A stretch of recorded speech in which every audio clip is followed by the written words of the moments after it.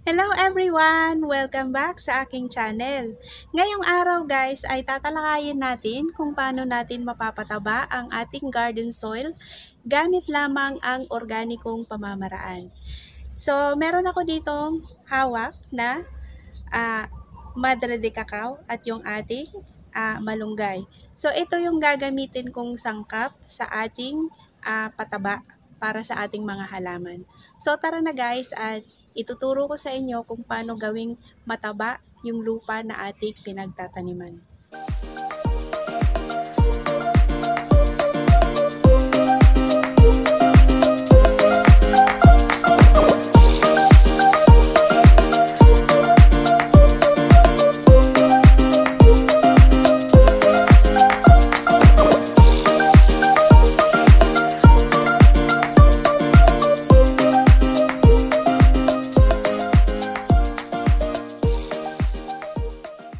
At eto na guys yung mga sangkap na kakailanganin natin para sa ating mga pataba. Una ay yung ating kitchen waste. Madre de cacao, malunggay, yung ating fungicide na ginawa, tubig na pandilig, at mayroon tayo ditong garden soil. Meron na siyang mix na duck manure at yung crushed eggs na nilagay ko dyan. So, minix ko na yan dyan guys lahat. At yung ating sangkap na malunggay at madre de cacao. Dahil ready na yung ating mga sangkap ay paghahalu-haluin na natin yung madre de cacao at yung malunggay. So, ayan na guys, at dahil tapos na natin tong haluin, yung ating pataba, ay pwede na natin tong ilagay sa ating halaman. At ngayon, ay ilalagay na natin dito sa ating tanim na kalabasa. So, ayan. So, ito muna yung una nating paglalagyan, patatabain natin yung lupa. Though, dati na talaga siya guys na may mga pataba dyan, pero ginagawa ko kasi is nilalagyan ko siya ng pataba. Mga every 2 weeks, nilalagyan ko talaga siya dyan ng pataba. So, ganito yun guys, yung aking ginagawa. Ilalagay lang natin dito yung mga pinaghalo-halo nating mga pataba. So, ilalagay lang natin dito guys sa pinagtataniman yung mga dahon ng malunggay at yung kakawate. Kasama na rin yung kitchen waste. Ganito lang po yung ginagawa kong pagpapataba sa lupa. Ang ginagamit ko lang dito ay organic.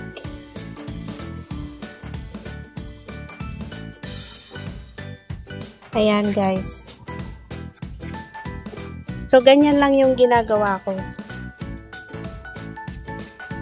Alam naman natin guys na yung kakawate at yung malunggay ay nagtataglay ng NPK or nitrogen, phosphorus, and potassium na kailangan ng ating mga halaman. So kaya ito yung pangunahing sangkap na ginagamit ko para sa pataba ng lupa. At syempre dahil nilagyan na natin yan dyan ng ating mga pataba, lalagyan na natin yan ng ating soil na may halong duck manure.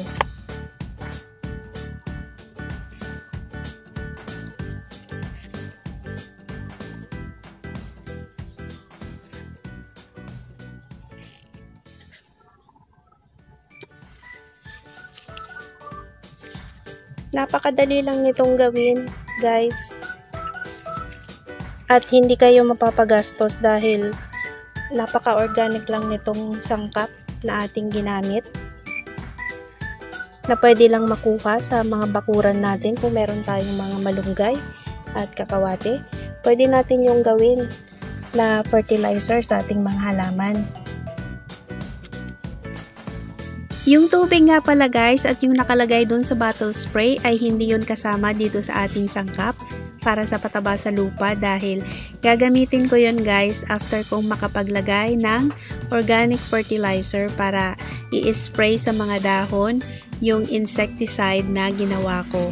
At yung tubig naman guys ay para yun sa root hormone ng aking pananim. So kaya naka-separate siya. At sinet aside ko lang muna siya guys. Alam nyo ba na merong mga farmers na after nilang magtanim ay hindi na nila kinukultivate yung lupa dahil ayaw nilang galawin yung soil structure para hindi masira yung beneficial microbes and bacteria na nandoon. So ang ginagawa lang nila ay maglagay ng compost sa surface. Yun lang ang ginagawa ng mga ibang farmers.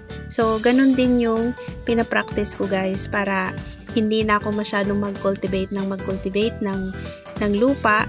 So, sa surface na lang ako naglalagay ng mga organic fertilizers at naglalagay ako ng compost sa ibabaw.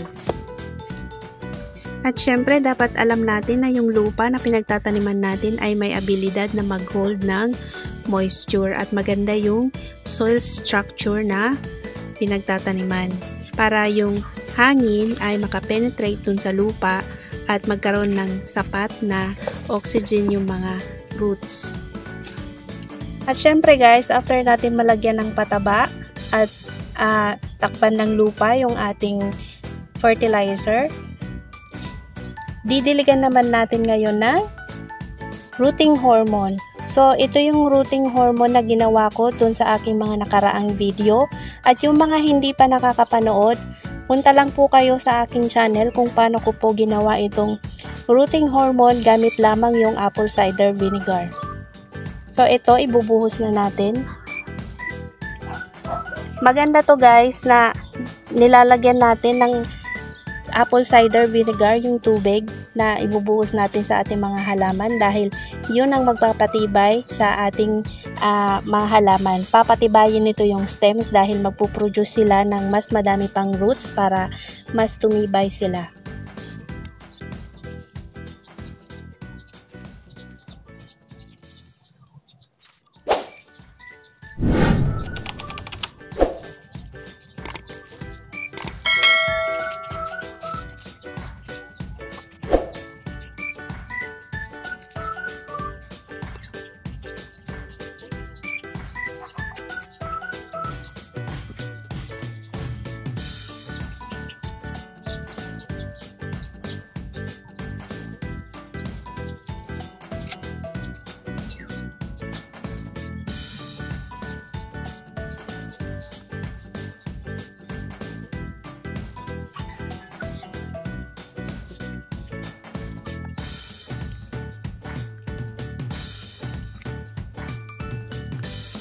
At dahil tapos na tayo maglagay ng ating organic fertilizer, so ang susunod ko naman gagawin guys ay yung mag-i-spray ako ng insecticide.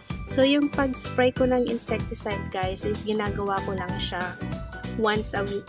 Dahil okay naman yung mga dahon ng aking mga halaman, so once a week ko lang siya ginagawa. Ito guys na spray na ginawa ko is organic din. At guys, yung mga hindi pa nakakapanood kung paano ko ginawa yung spray na insecticide ay punta lang po kayo sa aking channel para makita nyo po kung paano ko ginawa yung insecticide gamit lang yung Madre de Cacao extract. So guys, tara na at i-apply na natin yung ating insecticide.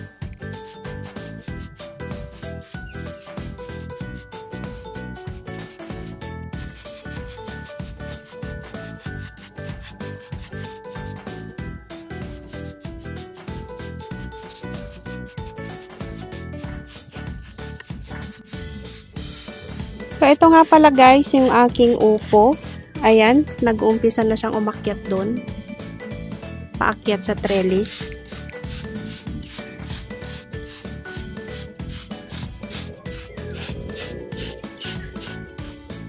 Tingnan nyo guys, so ang lulusog. Kasi once a week, every 2 weeks, naglalagay talaga ako ng organic fertilizer. Kaya ganyan yung mga dahon nila, sobrang green. Kasi guys, yung gamit ko dyan is yung Madre de Cacao at yung malunggay. Alam nyo naman na nagtataglay yun ng nitrogen. So kaya maganda yung dahon. Kasi dahil sa Madre de Cacao at yung malunggay.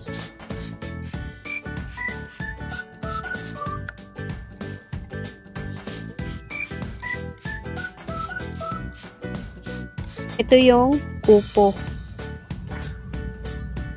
So yung upo guys, medyo maliliit yung kanyang dahon kumpara dun sa kalabasa.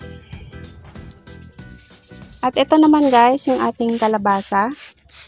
So lalagyan din natin to ng insecticide para hindi masira yung mga dahon.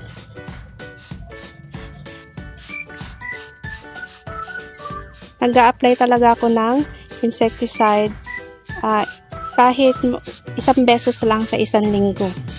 Pero yung abono guys ay naglalagay ako every 2 weeks. Every 2 weeks lang.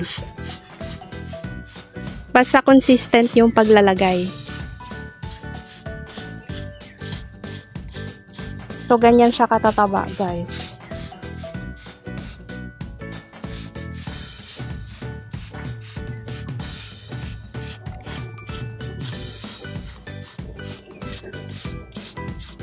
Ito yung aking kalabasa. Yan, ganyan siya katataba.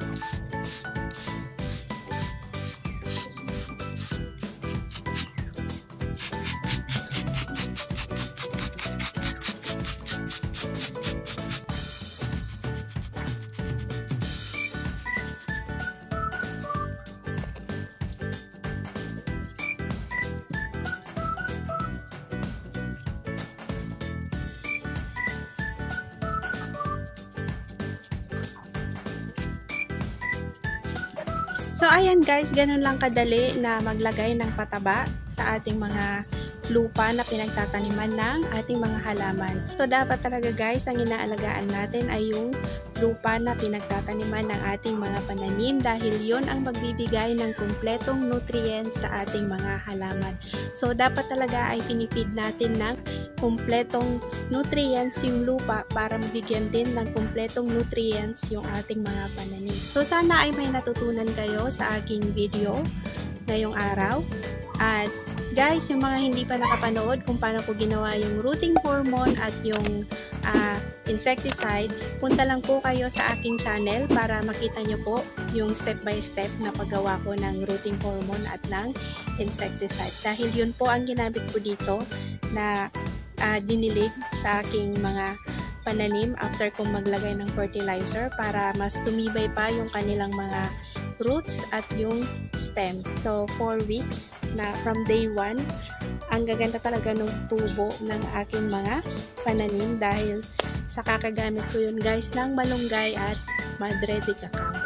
At syempre guys, don't forget to subscribe to my channel and click the notification bell para ma-notify po kayo if ever meron akong bagong video.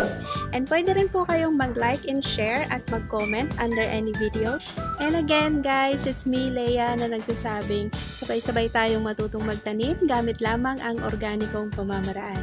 So that's all for now guys. Happy farming and thank you for watching. Bye-bye!